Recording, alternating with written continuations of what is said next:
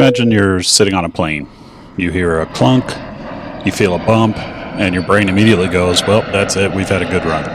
Relax. I've heard it all from the other side. This video is inspired by our good friend Kimber, who asked if I could explain flying in a way that actually makes sense and maybe helps stop the white knuckling the armrest at 35,000 feet. So if you're watching Kimber, this one's for you, and honestly, it's for everyone who's ever stared suspiciously at the fasten seatbelt sign like it personally betrayed them.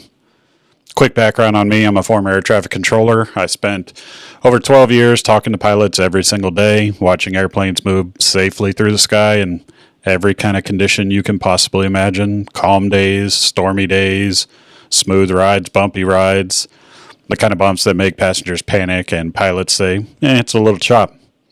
And here's the thing that most people don't realize. Flying only feels chaotic when you don't really know what's happening. So I thought maybe I could explain it in a way that the average person will be able to understand. Once you do, it turns out flying is actually one of the most controlled, over-planned, over-engineered things humans have ever done. Nothing's random. Nothing is improvised, and almost nothing that scares passengers actually surprises the people that are flying the planes. So in this video, we're going to bust some of the biggest myths about flying calmly, factually, and without the dramatic airline disaster documentary energy that you see everywhere else. We'll talk about turbulence, some of the weird noises that you might hear, what pilots are trained to do, what the air traffic controllers are trained to do, and why you're significantly safer than your instincts would like you to believe. So no hype, no nonsense, just reality. So buckle up, not because you need to worry, but because this is about to be a smooth ride and make a whole lot more sense.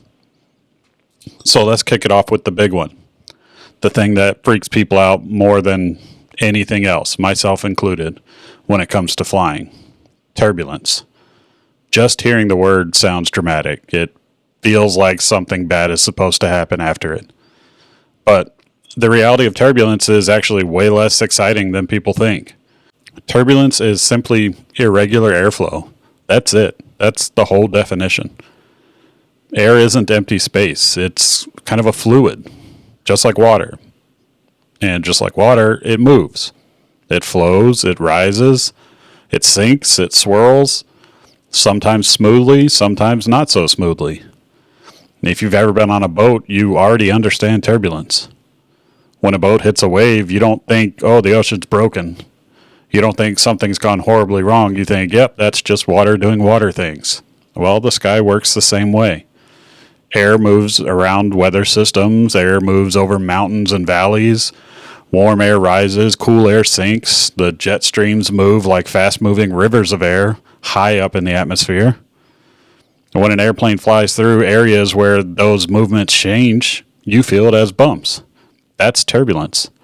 It's not the plane failing. It's not the wings giving up. The pilots haven't lost control. It's just air doing air stuff.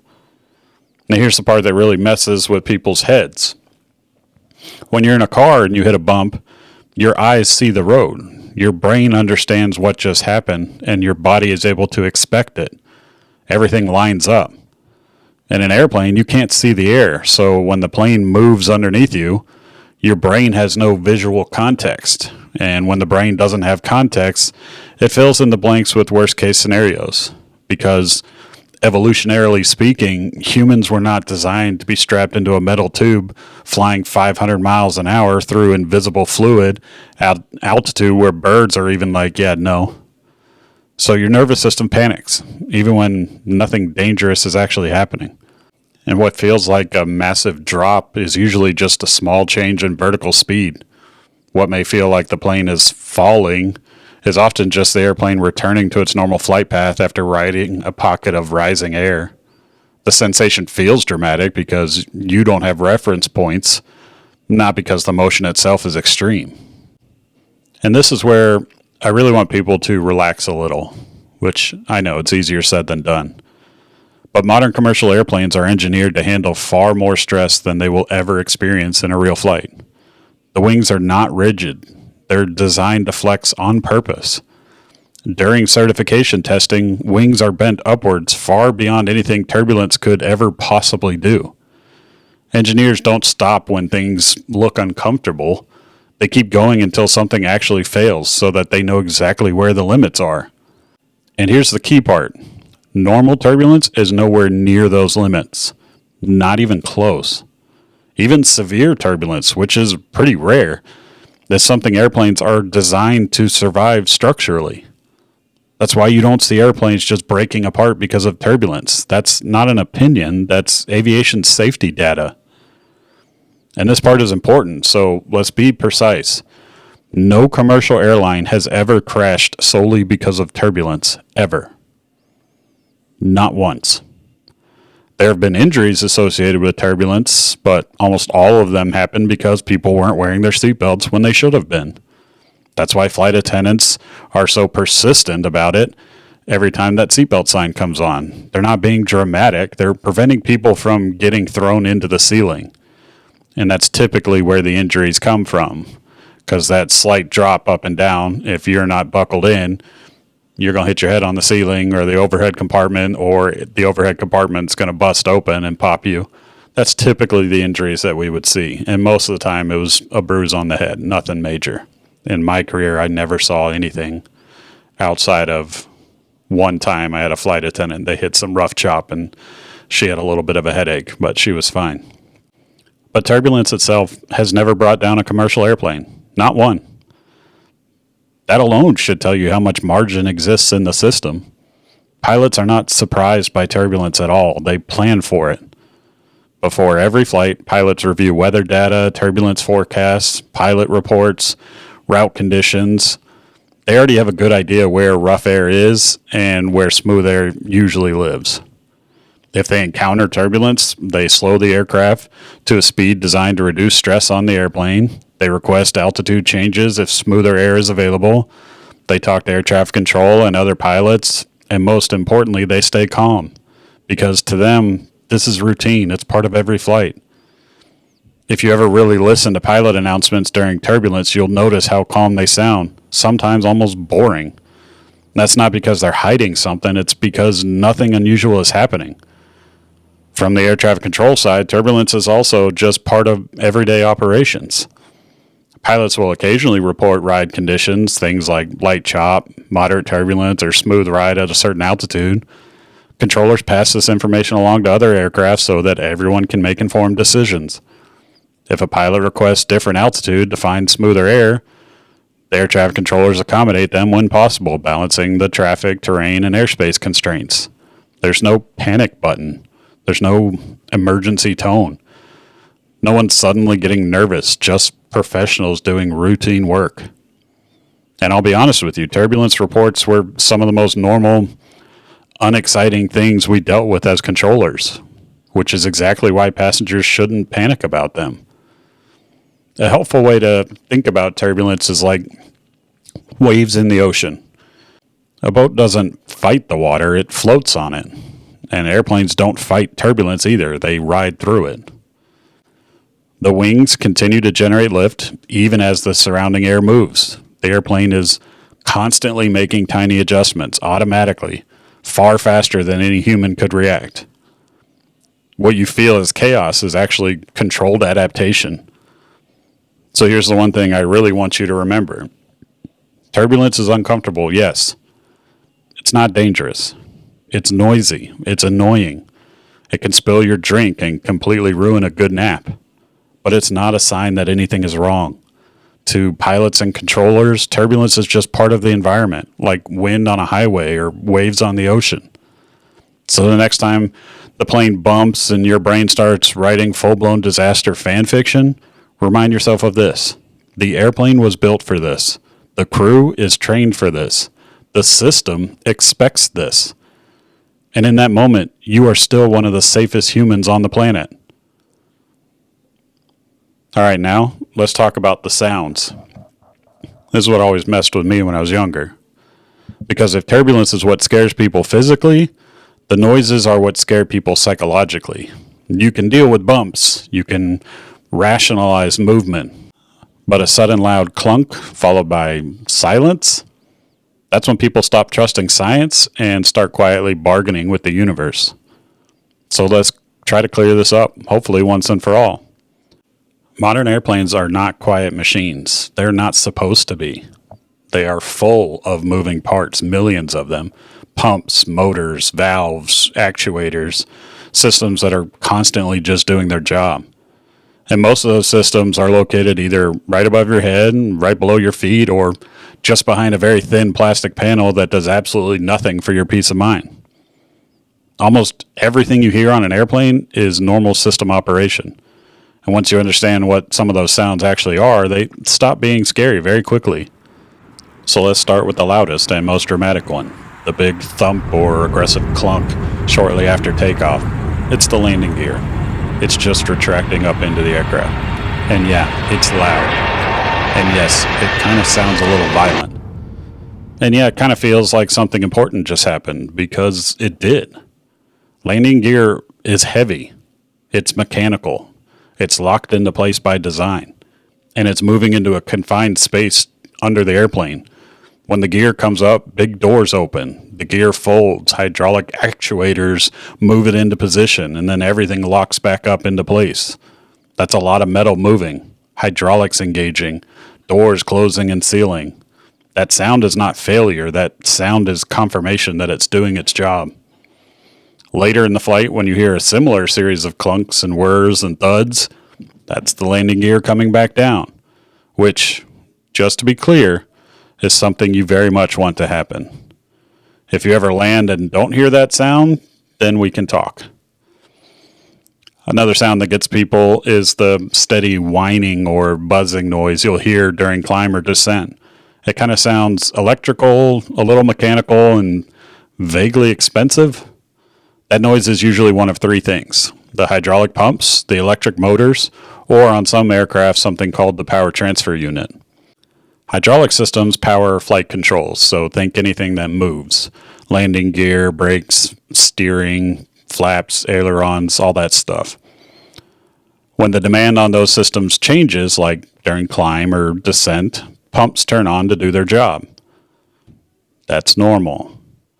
The power transfer unit, in particular, has a reputation. It sounds like an angry robot goat trapped under the floor, and pilots love it, because that noise means redundancy is working. It means one hydraulic system is helping another system do its job exactly as it was designed. That sound is not something breaking, it's something backing something else up. Silence would be more concerning. Another one people notice is the rushing air or hissing sound that comes and goes throughout the entirety of the flight. The sound is usually related to cabin pressurization, air conditioning packs, or bleed air being routed through the system. Here's a really important misconception to clear up. Airplanes are not randomly pumping air into the cabin. Cabin pressure is carefully controlled. As the airplane climbs and descends, the pressure inside the cabin changes very slowly to keep your body comfortable. When valves open or close to manage that pressure, you can hear the airflow change. That hissing sound is not air escaping dangerously. It's air being managed deliberately. If the cabin were actually losing pressure rapidly, you wouldn't be sitting there wondering what that noise was. Oxygen masks would already be dropping, and the situation would be pretty obvious. Now let's talk about the ding. The seatbelt sign ding. The random ding with no announcement. The ding that kind of makes everyone freeze mid-sip like a prairie dog sensing danger. Most dings are internal crew alerts. They're not emergencies. They're notifications. Things like flight attendants calling the cockpit, a change in the flight phase, a reminder tied to altitude or configuration, or a routine checklist cue. Pilots hear far more dings than passengers do, and most of them are about as exciting as phone vibrating in your pocket. If there's ever something serious happening, trust me, it will not be subtle. Another sound that messes with people is when the engines get loud during takeoff and then suddenly get quiet. People immediately think, why did we lose power? Well, I'm going to break it to you. You didn't. During takeoff, engines are set to takeoff power. That's intentionally aggressive. It's designed to get the airplane safely airborne under the worst case conditions. Once the airplane is climbing and stable, that much power is no longer needed, so pilots reduce thrust to climb power. The engine's calming down is not a problem, it's a sign that everything went according to plan. Later in the flight, especially during the descent, you might hear the engine spool up briefly or change tone. That's not the plane speeding up, that's energy management. Airplanes don't coast downhill like a car, they actively manage speed, descent angle, and airflow to stay within the safe limits. Another surprise for people is wing noise. Yes, wings can make noise. Flaps extend, slats deploy, the spoilers move. Every plane is different, has different moving parts. Each one of those has motors and actuators, and they are not shy about it. That low rumble or vibration during landing, that's the flaps and spoilers increasing drag and reducing lift so the aircraft can slow down safely. If wings were silent and rigid, that would be a pretty big problem. Now here's a grounding truth that I hope helps a lot. If something were actually wrong, the flight deck would not be calm. Pilots are trained to respond immediately and decisively to abnormal situations, and when that happens, it's not quiet, subtle, or confusing. When pilots sound relaxed, bored, or casually professional, that's your biggest clue that everything is fine, because to them it is, and they just want to go home too. Airplanes are not mysterious machines quietly hoping nothing goes wrong. They are loud, complex systems constantly telling the crew exactly what they're doing. Most of what you hear is normal, it's planned and expected, and incredibly boring to the people actually flying the plane. So next time you hear a clunk, a whir, a buzz, a ding, instead of panicking, maybe try this thought. Something just did its job, because almost every time that's exactly what happened. One of the biggest reasons people are nervous about flying actually has nothing to do with turbulence or weird noises or weather. It's the feeling that once the airplane leaves the ground, you're kind of on your own. Like the doors close, the engines start, and now you're just sitting there hoping everyone involved is competent, well-rested, and hopefully not new. From the outside, flying kind of feels like a leap of faith. From the inside, it's closer to an extremely organized, extremely conservative, and frankly, extremely boring conveyor belt of planning, cross-checks, and professional adults making sure nothing interesting happens. And that's a good thing. Flying is not an act of faith. It's an act of coordination. Your flight doesn't start when the engines turn on. It doesn't even start when you board. It starts hours earlier, if not days. Long before you ever see the airplane, that flight already exists as a detailed plan. Not a rough idea, not a suggestion. A plan that has to meet very specific legal and safety requirements before it's ever allowed to exist at all. Pilots have already reviewed the weather along the entire route, not just the departure and arrival, but everything in between. They've looked at the winds at multiple altitudes because wind affects fuel burn, ride quality, and timing. They've reviewed the turbulence forecasts and pilot reports from other flights already in the air. Fuel isn't just calculated to get there. There are required reserves, contingency fuel, alternate fuel, and then usually more on top of that. If the weather is questionable, that margin will only grow. They've reviewed alternate airports, not just one, sometimes 2, 3, maybe even more, each with legal weather minimums that have to be met. They've checked aircraft performance numbers based on the weight, the temperature, runway length, and environmental conditions. They've reviewed the aircraft's maintenance status to make sure nothing is deferred that would affect the flight. Nothing about this is casual. A commercial flight cannot legally depart unless multiple independent criteria are met, and those criteria are intentionally conservative. Even when everything looks perfect, the plan assumes something might not be. There's no version of professional aviation that relies on, we'll figure it out later. Another big misconception people have is that flying comes down to one person, one pilot or one controller. One moment where someone messes up and everything falls apart. That's not how the system works. In the cockpit, there are usually a minimum of 2 pilots, if not more. They are constantly cross-checking each other. One flies, one monitors, one talks, one verifies. Checklists are read out loud, not quietly. Responses are confirmed. Nothing critical happens silently.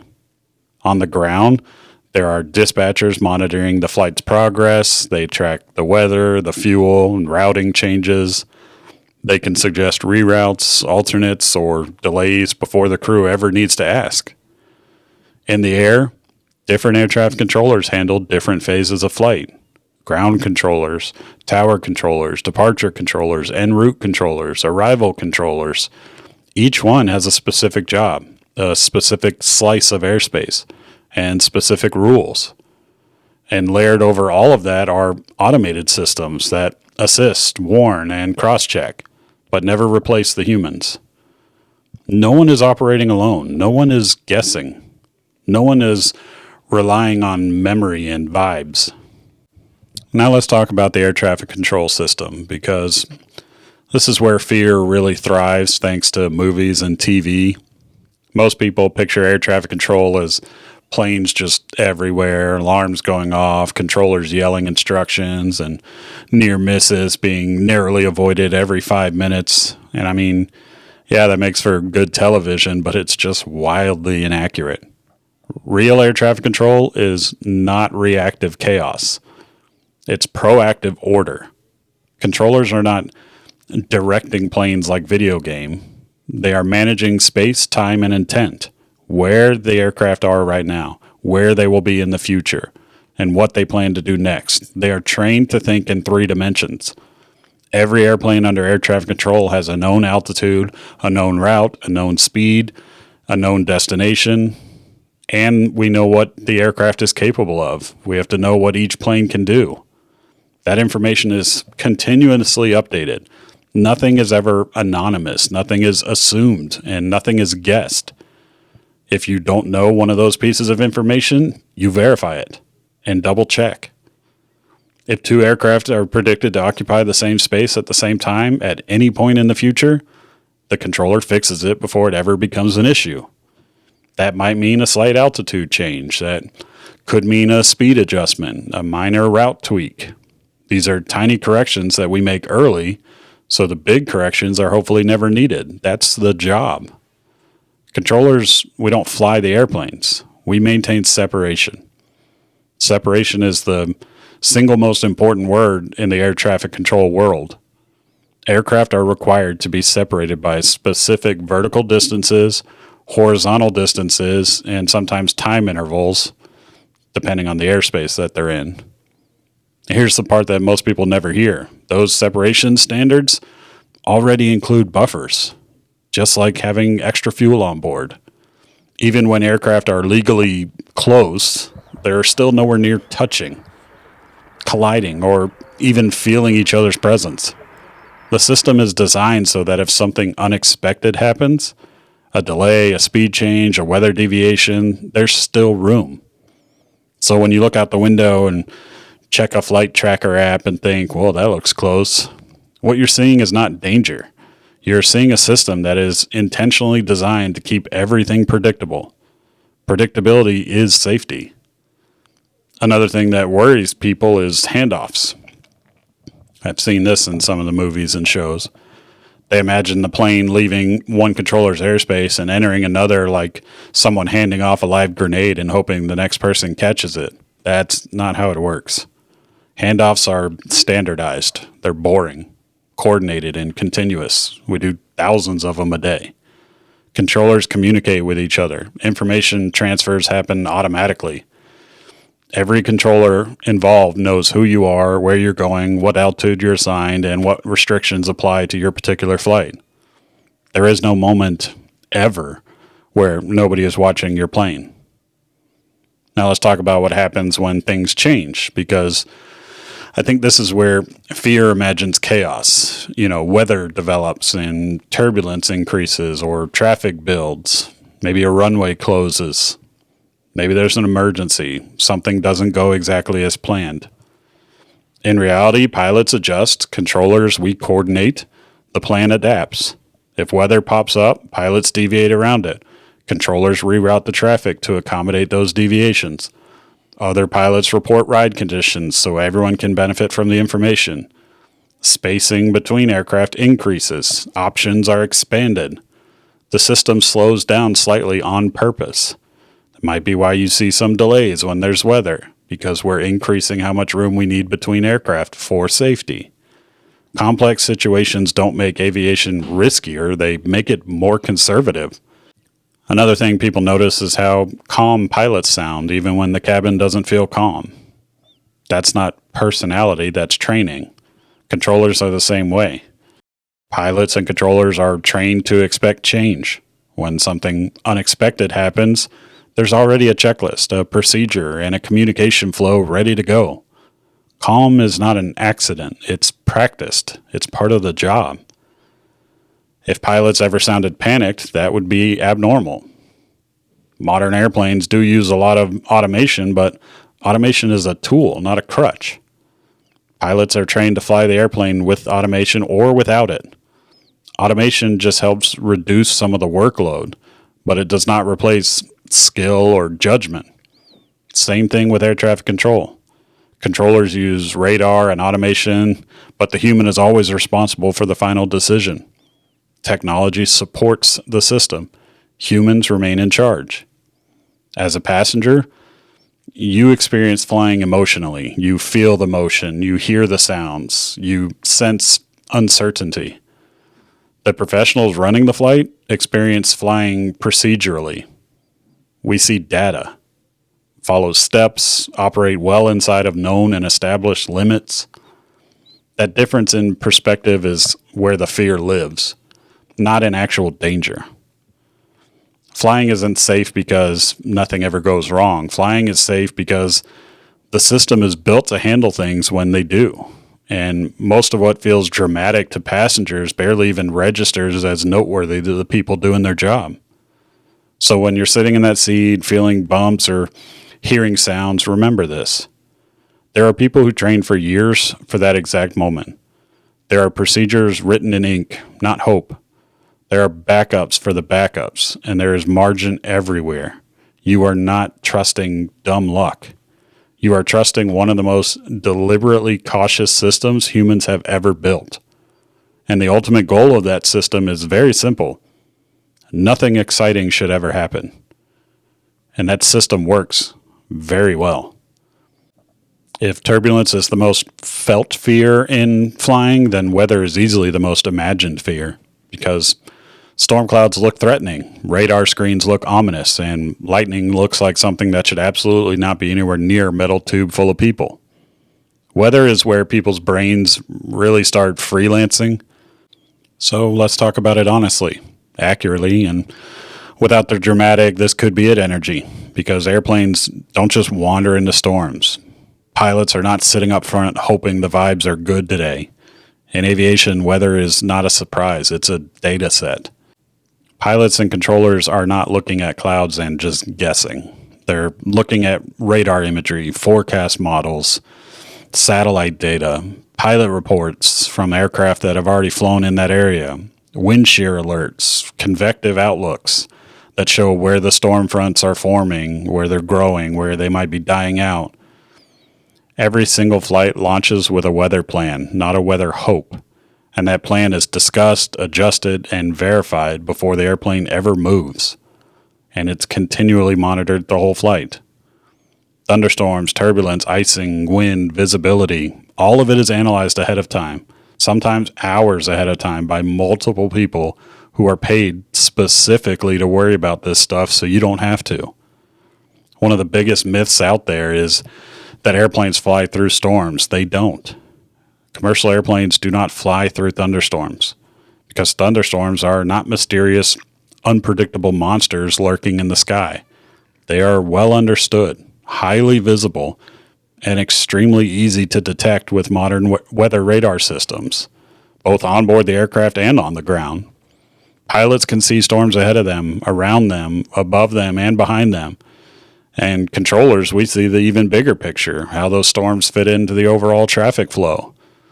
So when you look out the window and wonder why the plane is turning so far out of the way that it feels like a scenic tour of 3 additional states, that's not hesitation or uncertainty, that's caution, and it's deliberate.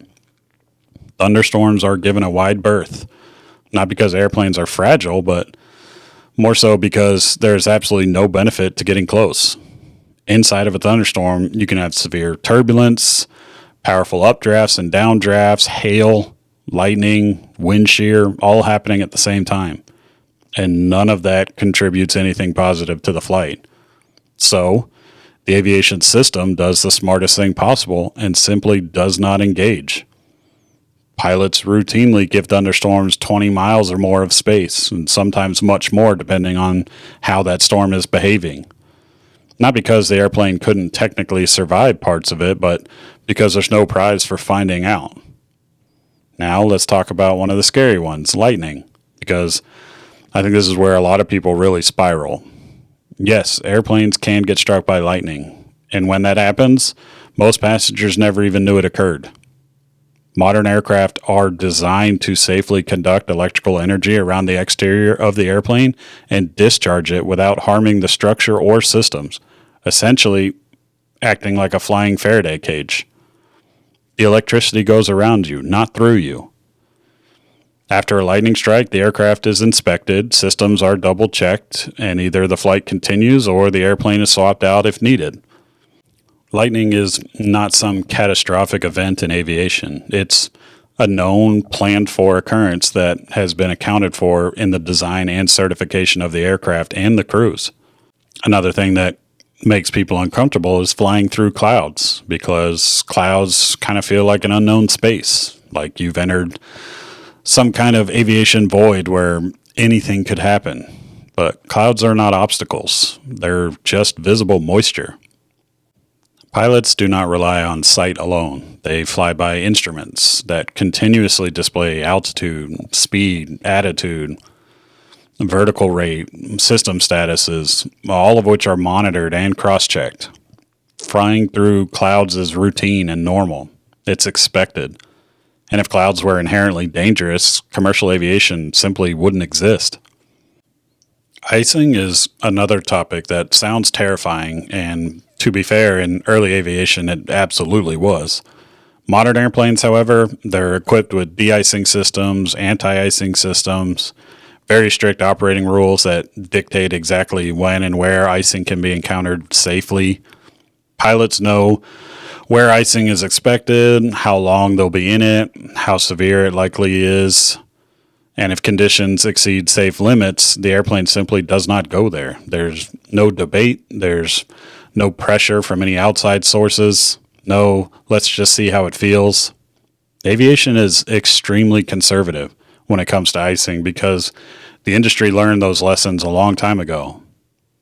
This is also why weather delays, as annoying as they are, they're actually a good sign. When flights are delayed or rerouted due to weather, that's not a failure, incompetence, or an overreaction. That's the system doing exactly what it's designed to do, which is refuse to trade safety for a schedule. If weather isn't acceptable, flights wait. Routes change, altitudes shift, and airports pause operations. No one gets extra credit for making it anyway. And nobody in aviation is impressed by unnecessary risk. This is, I guess, also where air traffic controllers really earn their keep. During weather events, controllers reroute traffic around storms, increase spacing between aircraft, reduce workload in affected airspace, and coordinate traffic flow miles away from the weather itself. Controllers aren't just managing what's happening right now, they're managing what's going to happen 10, 20, or 30 minutes from now, because staying ahead of the problem is far easier than reacting to it later. Weather doesn't inherently make the system riskier. It makes the system more cautious. Another thing I think people misinterpret is how landings feel in bad weather. Landing in wind, rain, or gusty conditions can feel aggressive, especially if you're expecting a buttery smooth touchdown every time. But airplanes are designed to land firmly when needed, and pilots are trained to prioritize control, alignment, and safety over passenger comfort scores. A smooth landing is nice. A controlled landing is the goal. And in challenging conditions, a firm landing is often the correct landing. So here's the biggest truth about weather and flying. Weather is not an unknown enemy lurking in the sky. It is a known variable that aviation plans around, avoids when necessary, and respects at all times. Airplanes do not accidentally fly into danger, and pilots do not roll the dice with storms. They are deliberately kept out of harm's way by design. So when you see storms outside the window, turbulence in the cabin, or rain streaking across the glass, the correct mental frame is simple. This is being managed, not guessed, not hoped away, but actively managed by people who see far more information than you ever could from seat 23A. Weather looks scary because you can see it. But in aviation, what you can see is rarely what matters most. What matters is data, planning, margins, and judgment, all working quietly in the background. And if the weather were truly dangerous to the flight that you're on, you wouldn't be on it. By now, hopefully you understand the mechanics. You know what turbulence actually is. You know what most of the noises mean. You understand how pilots and controllers work together. And you know that weather in aviation isn't some chaotic guessing game. All of that matters, but now we need to talk about the part that actually decides whether you enjoy a flight or spend it silently negotiating with the universe, your brain. Because fear of flying is almost never about facts, it's about control. When you're driving a car, you feel in control, even if you're not particularly good at it, even if you're speeding, distracted, or one bad decision away from a bad day. Your brain doesn't care. Your hands are on the wheel, your foot is on the pedal, and that illusion of control is enough to keep your nervous system relatively calm. On an airplane, you're forced to sit still and trust systems you can't see, people you don't know personally, and processes you're not involved in. Your brain absolutely hates that arrangement. That doesn't mean you're weak. It doesn't mean you're dramatic. It means your brain is doing exactly what it evolved to do, which is constantly scan for threats when it feels powerless. When your brain doesn't have a job, it invents one.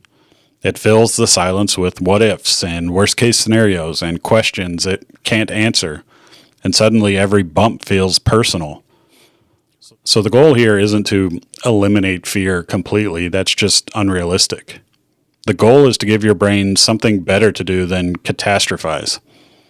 One of the simplest and most underrated things you could possibly do while flying is wear your seatbelt, even when the sign is off. It sounds obvious, almost too basic to matter, but it matters more than people realize. When you're securely strapped in, turbulence goes from feeling like a threat to feeling like an inconvenience. Your body will feel more grounded. You're not bracing, you're not anticipating being thrown, you're not subconsciously preparing for impact every time the plane moves. That physical sense of security sends a powerful signal to your nervous system that says we're okay enough to relax. And your nervous system listens to your body long before it listens to logic. Another thing that helps is understanding the why in real time. When turbulence starts, don't ask yourself what's wrong, because that question assumes something is broken. Ask what's happening, and the answer is almost always boring. You're crossing moving air, you're near some weather, you're changing altitude, you're entering or exiting the jet stream. The airplane is doing exactly what it was designed to do in an environment that isn't perfectly still. Nothing mysterious, nothing unexpected, just physics showing up unannounced. One of the best reality checks on any flight is watching the flight attendants.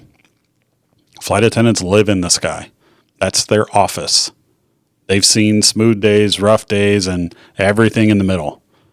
If they're calm, chatting, doing their job, or mildly annoyed about something completely unrelated to the bumps, you're fine. They don't fake calm for passengers. They don't get paid enough for that. When something is actually wrong, their behavior changes immediately and noticeably. Most of the time, there's nothing wrong. Another thing that maybe sounds a little counterintuitive but helps a lot is let the plane move. A lot of people tense up during turbulence and try to fight the motion like if they just hold still enough, they can somehow outmuscle physics. Don't do that. Let the plane move underneath you. It's designed to flex. It's designed to ride the air. When you stop resisting, your body settles faster than you expect because it's no longer interpreting every movement as a threat. You also need to focus on what you actually can control, because trying to control what you can't is where anxiety lives. You can't control the plane. You can't control the weather. You can't control the route, the altitude, or the bumps. But you can control your breathing. You can control your posture. You can control where you put your attention. You can control the story you're telling yourself about what's happening. Slow breaths, longer exhales, feet flat on the floor, shoulders relaxed instead of creeping up towards your ears. Your nervous system responds to physical cues far more reliably than it responds to reassuring thoughts.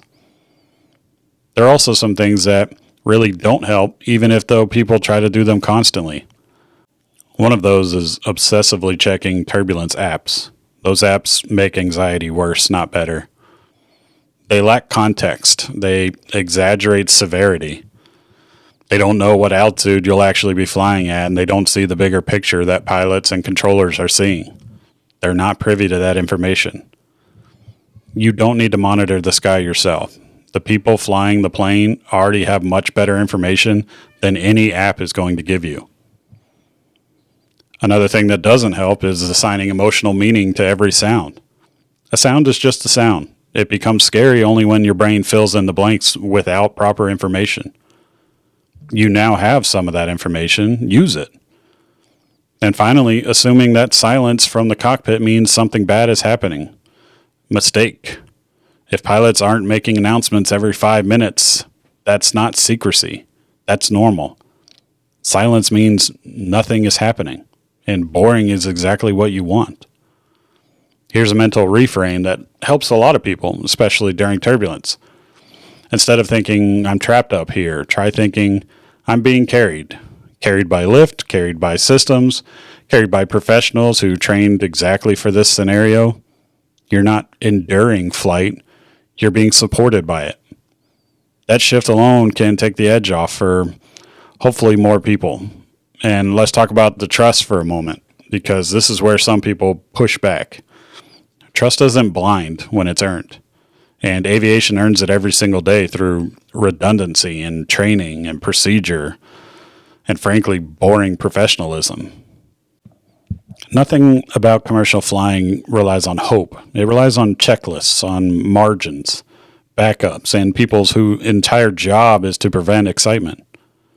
Flying feels unnatural because it is. Humans weren't designed to sit in a pressurized tube at altitude, moving faster sometimes than the speed of sound. But unsafe? No. Flying is one of the most deliberately cautious things humans do. And every sound, bump, delay, reroute, and detour that you experience exists for a reason. To keep the flight uneventful. So, the next time you're on a plane and something feels uncomfortable, take a breath. Remember what you know now. And remind yourself of this. This system is doing exactly what it was built to do. And so are the people running it. You're allowed to relax into that. Enjoy your flight.